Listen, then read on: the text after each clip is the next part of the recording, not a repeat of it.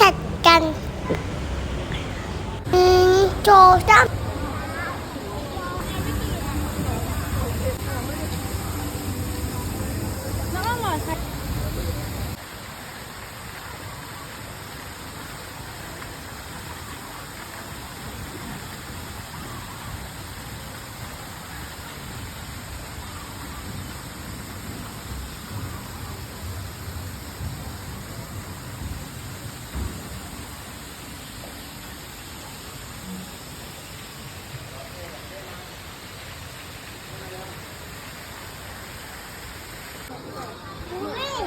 กินเข้าไหมคะแล้วปู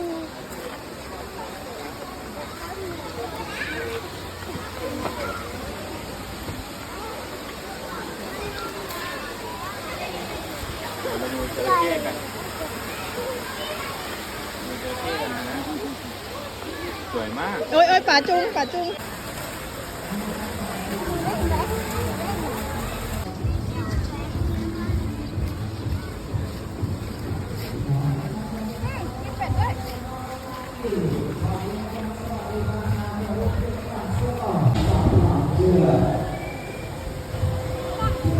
ดูชิงโจ้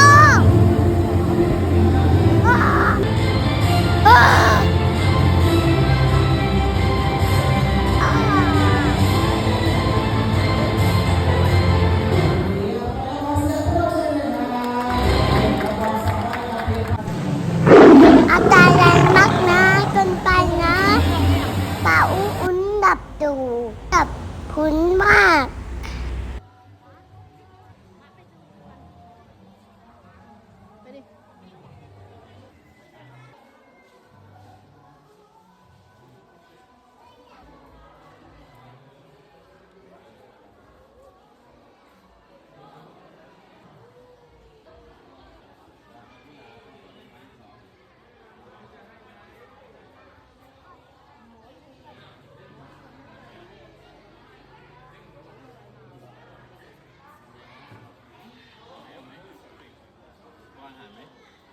ไม่เอายาอย่าเข้าไปเนี่ยเอาจับคนหลับเนี่ยเข้าไปให้มันกินอ่ะ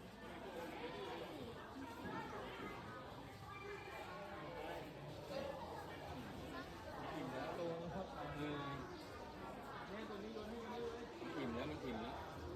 จับมาจับมันจับดิ ทำไมขนแหว่ง จับมากเลยเดี๋ยวตรงนี้จับมาแล้ว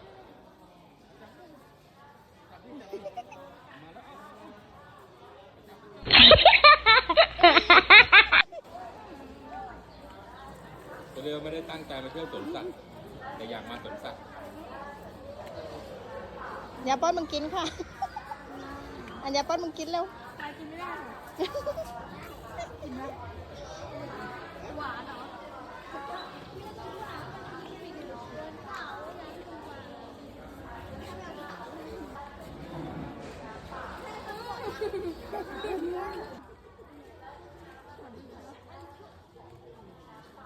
ดึงไว้ก่อน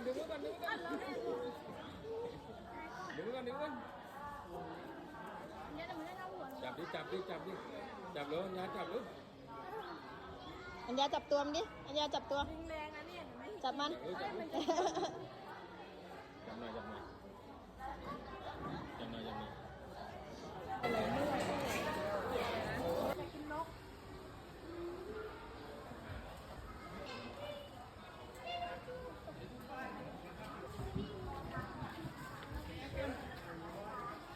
ห้ามจับกรง นี่อะไร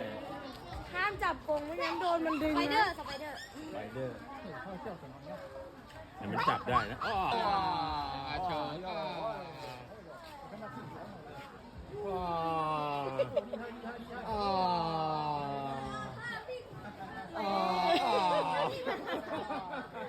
แม่โชว์ด้วยนะ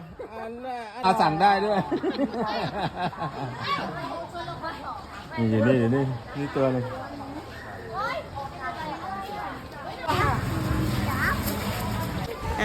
เราดูโกเก้กันเด้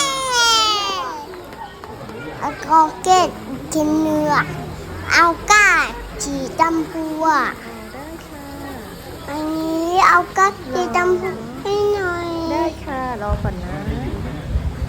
หัวกระโดด ดู ใส่ จ เล ระ ย เข้กันใครให้อาหารจระเข้มั่งนะ อุ่นด้วย สนุกไหมคะเบียร์ชอบไหมคะ เจออัน อุ้ย เราแค่หลับอ่ะ เบียร์เดินมาค่ะ ลูกอยากให้เหรอ เขาได้หลับบอลอ่ะหลับบอลมาก ใครจะป้อนมั่งใครป้อนไอ้เข้มั่งเบียร์ป้อนไหม อยาก ไปนู่นเลยเข้าไปข้างในนู่นเลย ตัวใหญ่เนี่ยเฮ้ยตัวใหญ่เนี่ยเอาไหมกินตัวใหญ่ไหมเอาไหม เอาดูนี่อุ้นด้วย ดูนะ ดูอุ้นด้วยนะ สนุกไหมเห็นไหมคะสนุกไหมคะเบียร์สนุกไหม บอดจ๋าเสียงดัง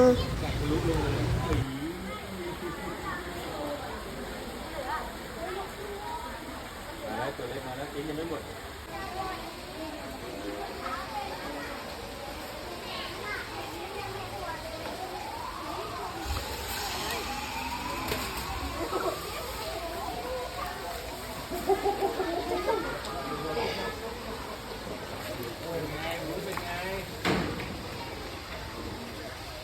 ลงน้ำไปเลย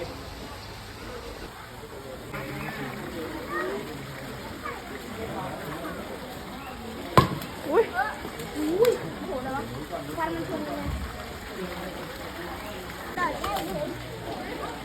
นับแดงมากอุ้ยดูสิโหไม่มันเหรอสนุกไหมคะระวังด้วยนะเนี่ยต้องระวังด้วยนะ ไก่มันแบ่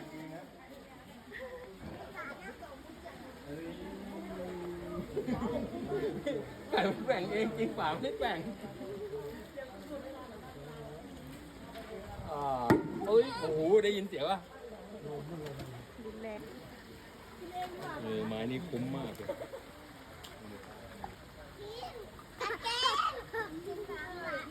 เนี่ยเชือกมันไม่หลุดอ่ะ เอา มันหลับแล้วล่ะเจ็บหรือเปล่า ไปแล้วเอาใหม่ ทำไมมันไม่เชื้อหรอ แม่ไปตรงนู้นแล้วพ่อใหญ่มากใหญ่มาก ใหญ่มากเอาไปดูฮิปโปกันไหมตามไปมาลงฝั่งนี้นะครับโดนให้เข้าปากไม่ไปไงอ๋อมันอยู่ในนู้นไง เขาจิกกองอยู่เขาจะจิก อุ้ยลมขึ้น คุณพ่อพ่อแม่ เฮ้ยขึ้นมาแล้ว มานี่เร็วมันอิ่มแล้ววันนี้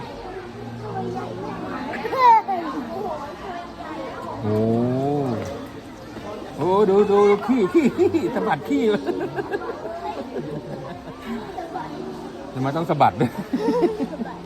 อัญญาลี นี่โอ้มานี่แล้วอ๋อโยนไปนู่นแล้วมาอ้าปากดูดิ มาไปซื้อให้หน่อย ยินไปเอามา นู่นมาแล้วลงมาแล้ว สงสารเขาอุตส่าห์เรียกเขามา นู่นมาแล้วอัญญาเห็นไหมคะโอ้ยอันไหนเด้งให้ดูก่อนมาหมูเด้งน่าดูถึงด้วยเหรออู้มาแล้วหมูเด้งมาแล้วนะเห็นไหมชอบไหมคะอัญญาชอบไหมนะอุ้ยไม่ยอมโยนให้ถึงปาก ก็ปลาไปกินหมดเลย อุ้ยถึงแล้วอุ้ยน่ากินมาก ต้องกินอ่ะ ใช่ค่ะโดนหัวเดี๋ยวเอาโป่งไปเดี๋ยวไม่มีเล่นค่ะกินแล้วมันกินแล้ว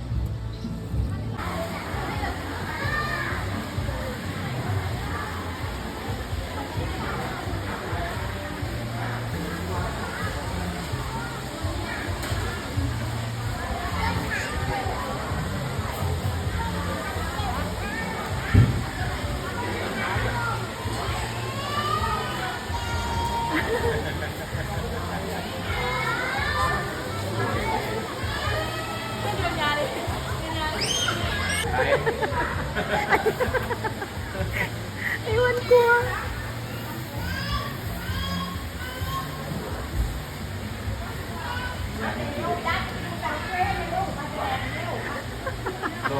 กินเก็บมาหล่นแล้ว เก็บมา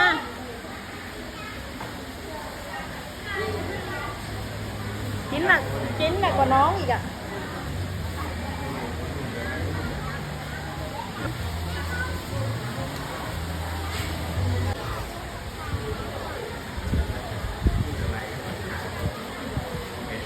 จับกล้องถ่ายที่เอาใหญ่เลย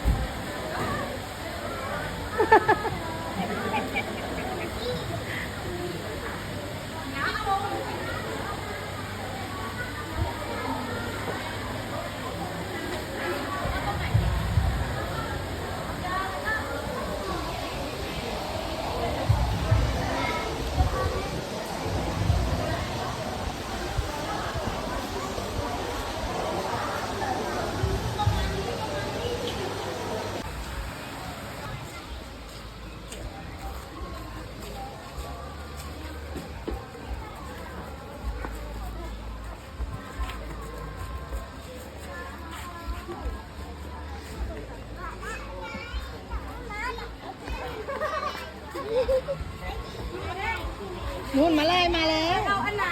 อัญญามาลายมา อัญญา อันยาอันยา หันจับมาดู อ้าว ไหนลิงอยู่ไหนลิงไอ้ยดูลิงดินู่นดูลิงอ่ะลิงมาแล้ว โป่งแตก อ่ะทิ้งไปเลยไอ้นี่อัญญาดูลิงดิ วันนี้มีมัน อ้าวลิงไม่ใช่ตัวนี้เหรอ วันนี้มีมัน อ้าวตัวนี้หรือเปล่าเนี่ย ลูกโป่งแตก มีมันมีมัน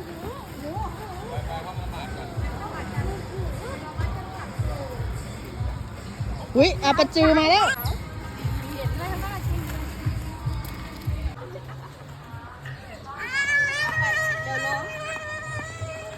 ฟ้ารอด้วยฟ้าช้าเดี๋ยวถ้าว่ามันร้อง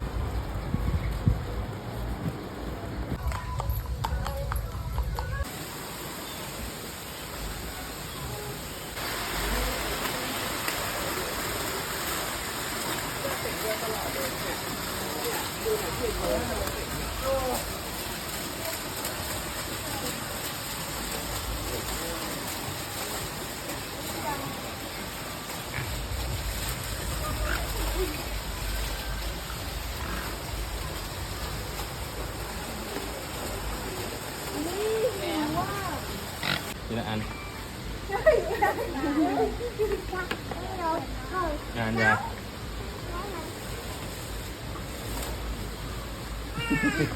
อีกคนละอันแล้วโอเคพอแล้วหมดแล้ว บ๊ายบายด้วยค่ะ บ๊ายบาย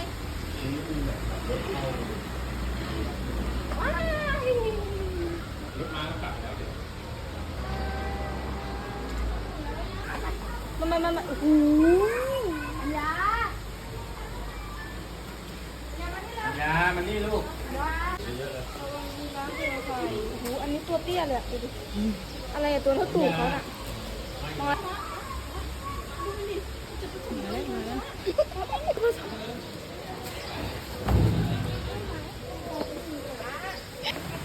เหนื่อยยังเหนื่อยแล้วเหรอ เฮ้ยมีนะมีนะดูฝาด้วยนะดูฝาด้วยนะ ฟ้าดิทำไมลูก หนึ่งสองหันมาหนึ่งสองสามหนึ่งสองสามเก่งมาก